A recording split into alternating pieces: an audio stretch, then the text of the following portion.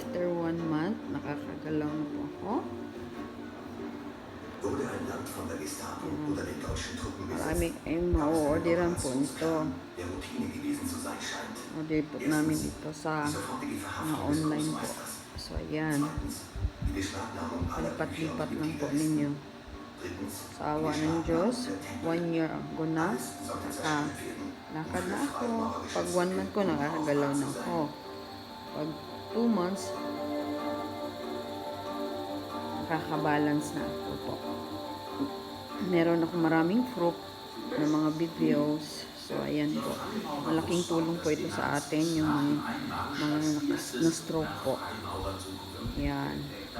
Mura lang ito at saka at least makaka-feel po yung foot natin. Kasi nasa right side yung yung stroke ko po. Ayan. Ayan, ang laki ng tulong kaya nito.